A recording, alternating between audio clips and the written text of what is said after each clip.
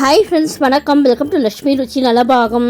எல்லோரும் எப்படி இருக்கீர்கள்? இன்றைக்கி இந்த வீடியோவில் நம்ம பார்க்க போகிறது திருவண்ணாமலை கிரிவலம் செல்ல ஏற்ற நேரம், திருவண்ணாமலை கிரிவலம் செல்வதால் உள்ள மலையளவு பயன், திருவண்ணாமலை கிரிவலம் தரும் நன்மைகள், பௌர்ணமி நாளில் கிரிவலம் எப்பொழுது போக வேண்டும், திருவண்ணாமலையில் அமாவாசை அன்று கிரிவலம் செல்லலாமா, இதெல்லாம் தான் இந்த வீடியோவில் ஷேர் பண்ணியிருக்கேன். இப்போ தான் நம்ம சேனலில் புதுசாக பார்க்குறவளா இருந்தால் லக்ஷ்மி ருச்சி நலபாகம் சேனலுக்கு மறக்காமல் சப்ஸ்கிரைப் பண்ணிக்கோங்க. பக்கத்தில் இருக்கிற ஆல் பெல் சிம்மில் கிளிக் பண்ணிக்கோங்க. அப்போ தான் நான் போடுற வீடியோஸ் எல்லாம் நோட்டிஃபிகேஷனில் வரும். வாங்க வீடியோக்குள்ளே போகலாம்.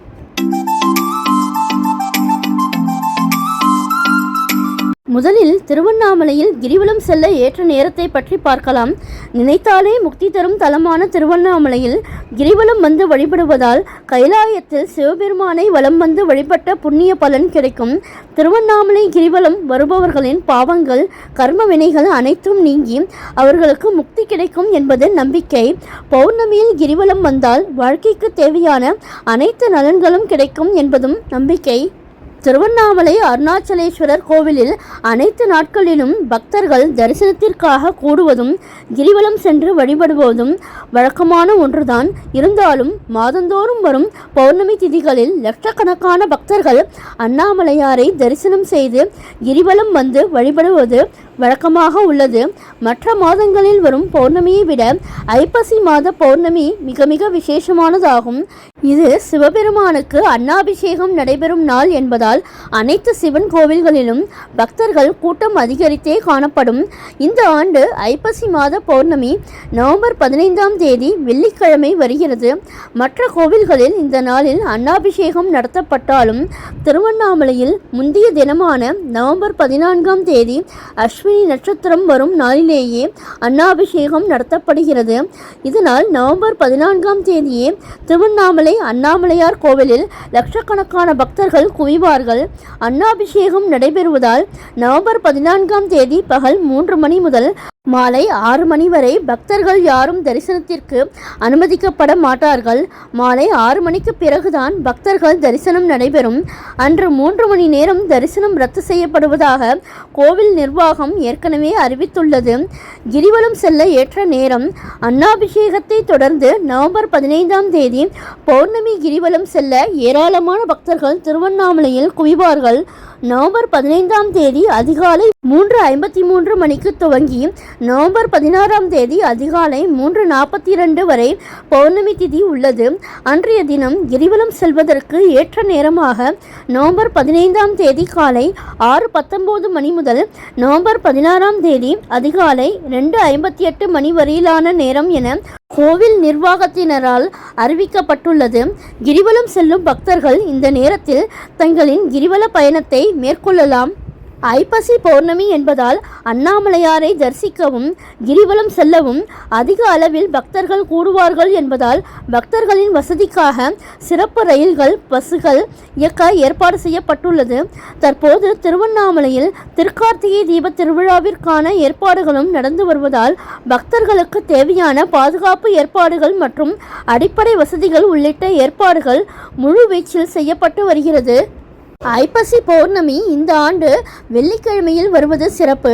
பொதுவாகவே வெள்ளிக்கிழமையில் திருவண்ணாமலையில் கிரிவலம் சென்றால் செல்வ வளம் பெருகும், வைகுண்ட பதவி கிடைக்கும், குழந்தை பாக்கியம் கிடைக்கும் என்பதும் நம்பிக்கை. இந்த முறை ஐப்பசி பௌர்ணமியே வெள்ளிக்கிழமையில் வருவதும் அன்னாபிஷேகம் கண்ட புண்ணிய பலனுடன் இந்த பலனும் இணைந்து இரட்டிப்பு பலன் கிடைக்கும். திருவண்ணாமலை கிரிவலம் செல்வதால் உள்ள மலையளவு பயன், கிரிவலம் செல்ல நினைத்து ஓர் அடி எடுத்து வைத்தால் முதல் அடிக்கு ஒரு யாகம் செய்த பலன் கிடைக்கும். மகாதீப தரிசனம் கண்டால் 21 தலைமுறையினருக்கும் புண்ணியம் கிட்டும். நரசிம்மர் இரண்யவதம் செய்தபோது அருகில் இருந்த சிறு பாலகனான பிரகலாதனை நரசிம்மரின் உக்கிரம் தாக்கவில்லை. காரணம், இரண்யன் மனைவி கர்ப்பமாக இருந்தபோது நாரதர் யோசனைப்படி கிரிவலம் வந்தால் அப்போது பெய்த அமுத மழை துளி மலை மீது பட்டு அவள் வயிற்றில் பட்டது. அது குழந்தைக்கு தக்க பலம் கொடுத்ததால்தான் இரண்யன் மகன் பிரகலாதனுக்கு சக்தி கிடைத்தது. கிரிவலம் செல்ல நினைத்து ஓர் அடி எடுத்து வைத்தால் முதல் அடிக்கு ஒரு யாகம் செய்த பலன் கிடைக்கும், இரண்டாம் அடிக்கு ராஜசுய யாகம் செய்த பலனும், மூன்றாம் அடிக்கு அனைத்து யாகங்களையும் செய்த பலனும் கிட்டும். திருவண்ணாமலை என உச்சரித்தாலே 5 எழுத்தை 3 கோடி முறை உச்சரித்த பலன் கிட்டும். மகாதீப தரிசனம் கண்டால் அவர்களின் 21 தலைமுறையினருக்கும் புண்ணியம் கிட்டும். கிரிவல பாதையில் உள்ள இடுக்கு பிள்ளையார் சன்னதிக்கு 3 வாயில்கள் நேர்கோட்டில் இருக்காது. இதன் வழியே படுத்து நெளிந்து வளைந்துதான் வெளிவர வேண்டும். இதனால் குழந்தை பேறு கிட்டும், கருப்பை கோளாறுகள் நீங்கும். மழையின் கிழக்கே இந்திரலிங்கம், தென்கிழக்கே அக்னிலிங்கம், தெற்கே யமலிங்கம், தென்மேற்கே நிர்திலிங்கம், மேற்கே வருணலிங்கம், வடமேற்கே வாயுலிங்கம், வடக்கே குபேரலிங்கம், வடகிழக்கே ஈசானிய லிங்கம் அமைந்துள்ளன. இந்த 8 லிங்க தரிசனம் முடிக்கவும் கிரிவலமும் முடிந்துவிடும். திருவண்ணாமலையில் பௌர்ணமி கிரிவலத்தால் கிடைக்கும் நன்மைகள். பஞ்சபூத தலங்களில் அக்னி தலமாக விளங்குவது திருவண்ணாமலை அருணாச்சலேஸ்வரர் திருக்கோவில் ஆகும். இக்கோவிலுக்கு ஏராளமான பக்தர்கள் வந்து செல்வது வழக்கமாகும். திருவண்ணாமலையில் அமைந்திருக்கும் மலையையே சிவனாக வழிபடுவதால் இந்த மலையை பெற்று பௌர்ணமி நாட்களில் லட்சக்கணக்கான பக்தர்கள் கிரிவலம் வருவார்கள். பௌர்ணமி தினத்தில் சந்திர பகவானின் ஆளுமை முழுமையாக இருக்கும். இந்நாளில் சந்திரனின் சக்தி அதிகரிக்கும், நல்ல சக்திகள் மேலோங்கி நிற்கும். எனவே இந்த சிறப்பு மிகுந்த நாளில் கிரிவலம் வருவதால் சந்திரனை ஆபரணமாக கொண்ட சிவபெருமானின் முழுமையான அருளையும் திருவண்ணாமலையில் மோட்சமடைந்த சித்தர்களின் அருளாசியும் பரிபூரணமாக கிடைக்கும் என்பது அசைக்க முடியாத நம்பிக்கை. திருவண்ணாமலை கிரிவலத்தில் உள்ள நன்மைகளை பற்றி இப்பொழுது பார்க்கலாம். மாசி மக பௌர்ணமி தினத்தன்று விரதம் இருந்து புனித நீராடி கிரிவலம் வந்தால் மறுபிறவி கிடைக்காது என கூறப்படுகிறது. உயிருடன் வாழும் நாட்கள் பரிபூரண நன்மைகளோடு வாழலாம் என்பது ஐதீகமாகும். அதே சமயம் பௌர்ணமி தினத்தன்றுதான் கிரிவலம் வர வேண்டும் என்று அவசியம் கிடையாது. திருவண்ணாமலையில் வருடத்தில் 365 நாட்களும் வலம் வரலாம். ஞாயிற்றுக்கிழமை கிரிவலம் சிவலோக பதவியை தரும், திங்கட்கிழமை கிரிவலம் இந்திர பதவி தரும், செவ்வாய்க்கிழமை கிரிவலம் கடன் மற்றும் வறுமைகளை போக்கும், புதன்கிழமை கிரிவலம் கலைகளில் தேர்ச்சியையும் முக்தியையும் தரும், வியாழக்கிழமை கிரிவலம் ஞானத்தை தரும், வெள்ளிக்கிழமை கிரிவலம் வைகுண்ட பதவியை தரும், சனிக்கிழமை கிரிவலம் பிறவி பிணிகளை போக்கும். அஷ்டமி தினத்தன்று கிரிவலம் வந்தால் நம்மிடம் இருக்கும் தீய வினைகள் நீங்கும் என்பதும் ஐதீகமாகும். கிரிவலம் செல்லும் போது அன்னதானம் செய்வதென்பது மிகச் சிறப்பான ஒன்றாகும். அனைத்து உயிரினங்களும் தானம் செய்தால் சித்தர்களின் ஆசிகளை பெறலாம் என கூறப்படுகிறது. இதனால் முன்ஜென்ம பாவங்கள் நீங்கி பிறவி பலன் கிடைக்கும் என்பதும் நம்பிக்கையாக உள்ளது. திருவண்ணாமலையில் அமாவாசை அன்று கிரிவலம் போகலாமா? பஞ்சபூதங்களில் நெருப்பு ஸ்தலமாக ஈசனே மழையாக அமர்ந்திருக்கும் புண்ணிய பூமிதான் திருவண்ணாமலை. திருப்பதி தரிசனம் என்பது எவ்வளவு பெரிய விஷயமாக கருதப்படுகிறதோ அதே போல திருவண்ணாமலையில் பௌர்ணமி அன்று கிரிவலம் செல்வதும் மிகப்பெரிய விஷயமாக மாறி இருக்கிறது. 4-5 ஆண்டுகளுக்கு முன்பு வரை திருவண்ணாமலை பௌர்ணமி கிரிவலம் என்று சொன்னாலே கார்த்திகை மாத பௌர்ணமியும் சித்ரா பௌர்ணமியும் தான் பெரும்பாலானவர்களுக்கு நினைவுக்கு வரும். இந்த 2 மாதங்களில் வரும் பௌர்ணமி திதி என்று லட்சக்கணக்கான பக்தர்கள் திருவண்ணாமலையில் கிரிவலம் செல்வார்கள். ஆனால் ஒவ்வொரு மாத பௌர்ணமியின் போதும் கணக்கில் அடங்காத பக்தர்கள் கிரிவலம் செல்ல வேண்டும் என்றே திருவண்ணாமலைக்கு வருகை தருகிறார்கள். பௌர்ணமியில் ஏன் கிரிவலம் செல்ல வேண்டும் என்பதற்கான பிரத்யேகமான காரணங்கள் இருக்கின்றன. ஆனால் திருவண்ணாமலையில் பௌர்ணமி அன்று மட்டும்தான் கிரிவலம் செல்ல வேண்டும் என்பது என்று எந்த நியதியும் இல்லை.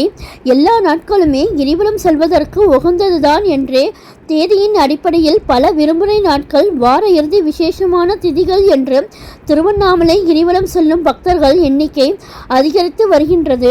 இந்த நிலையில் அமாவாசை நாளன்று கிரிவலம் செல்லலாமா என்ற கேள்வி பலருக்கும் எழுந்திருக்கலாம்.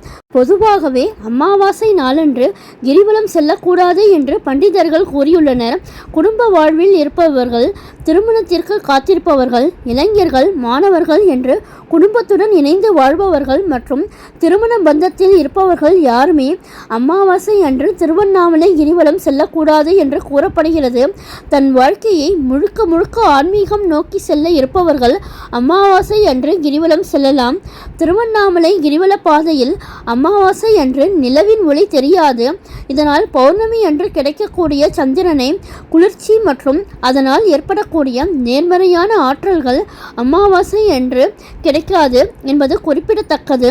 அதே நேரத்தில் அமாவாசை அன்று வாழ்வை துறந்து முக்தியை எதிர்நோக்குபவர்கள், துறவரம் செல்ல விரும்புபவர்கள், குடும்பத்தை விட்டு விலகி பிரம்மச்சாரியத்தை மேற்கொள்பவர்கள் மட்டுமே அமாவாசை அன்று திருவண்ணாமலையில் கிரிவலம் செல்லலாம். மகா சிவராத்திரி திருவிழாவில் பூஜைகளில் கலந்து கொள்வதற்கு திருவண்ணாமலைக்கு வருகை தருபவர்கள் வெள்ளிக்கிழமை இரவு தொடங்கி சனிக்கிழமை அதிகாலை வரை நடக்கும் பூஜைகளில் கலந்து கொண்டும் சனிக்கிழமை பகல் நேரத்தில் கிரிவலம் செல்வது சிறப்பு.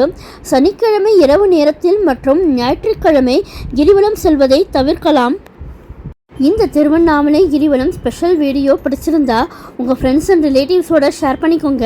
என்னுடைய லக்ஷ்மி ருச்சி நலபாகம் சேனலுக்கு மறக்காமல் சப்ஸ்கிரைப் பண்ணிக்கோங்க. நான் வேறு ஒரு இன்ட்ரெஸ்டிங்கான வீடியோவில் உங்களை மீட் பண்ணுறேன். Thank you, by.